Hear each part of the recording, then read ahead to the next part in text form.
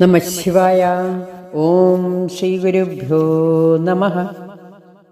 മഹാഗുരുവായ അമ്മയുടെ ഉദാരമായ കൃപാവർഷം. ഗുരു എന്ന നിലയിൽ മറ്റു അതുല്യതകളും അമ്മയ്ക്കുണ്ട്. അമ്മ തൻ്റെ 22-ാം വയസ്സു മുതൽ സ്വന്തം ജന്മഗൃഹത്തെ ഒരു ആശ്രമമാക്കി മാറ്റി ഭക്തന്മാർക്ക് അഭയമരുളി. ബ്രഹ്മചാരിണികളെയും ബ്രഹ്മചാരികളെയും എടുത്ത് സന്യാസികളാക്കാൻ പരിശീലനം നൽകി തുടങ്ങി. യുവതിയായ ഒരു ആധ്യാത്മിക ഗുരു ഇത്ര ചെറുപ്പത്തിൽ ഇത്രയും വലിയ പ്രഭാവം പ്രകടമാക്കിയതിന് മറ്റൊരു ഉദാഹരണം ലോക ചരിത്രത്തിലില്ല തന്നെ. ബ്രഹ്മചാരികൾക്ക് അമ്മ ആശ്രമത്തിൽ നൽകുന്ന പരിശീലനമാണ് എടുത്തു പറയേണ്ടതായ മറ്റൊരു പ്രധാന കാര്യം. ഓരോ ശിഷ്യൻ്റെയും സ്വഭാവത്തിനനുസരിച്ച് വ്യത്യസ്തമായ പരിശീലനമാണ് അമ്മ നൽകുന്നത്. അവരുടെ ഓരോ മാനസിക ചലനവും സദാ നിരീക്ഷിച്ചും കൊണ്ട് അമ്മ അവരെ ലക്ഷ്യത്തിലേക്ക് നയിക്കുന്ന സമ്പ്രദായം നേരിൽ കണ്ടു തന്നെ മനസ്സിലാക്കണം.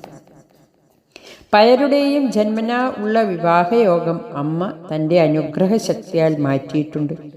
അന്യത ലൗകികരാകേണ്ടവരുടെ ജാതകം തിരുത്തിക്കുറിച്ച് ആധ്യാത്മിക ജീവികളാക്കുവാൻ അമ്മയുടെ കൃപ പ്രവർത്തിച്ചിട്ടുണ്ട്.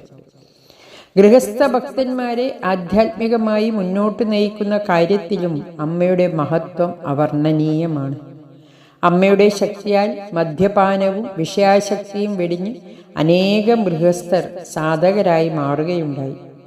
ഒരു സദ്ഗുരു എന്ന നിലയിൽ അമ്മയുടെ മഹത്വം വെളിവാക്കുന്ന മറ്റൊരു അതിപ്രധാന ഘടകം അമ്മയുടെ ആധ്യാത്മിക സംഭാഷണങ്ങളും സന്ദേശങ്ങളുമാണ്. വേദവും ഉപനിഷത്തും ബ്രഹ്മസൂത്രവും ഗീതയും സർവമതസാര തത്വങ്ങളും ഈ 4-ാം ക്ലാസ് വരെ പഠിച്ച ഈ ജന്മത്തിൽ 4-ാം ക്ലാസ് വരെ പഠിച്ച അമ്മയിൽ നിന്ന് ഗംഗാ നിർജ്ജരികൾ പോലെ അനർഗളം പ്രവഹിക്കുന്നു.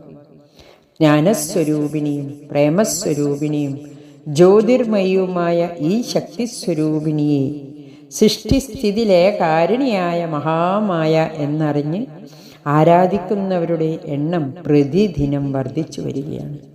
ഹരി ഓം നമഃ ശിവായ.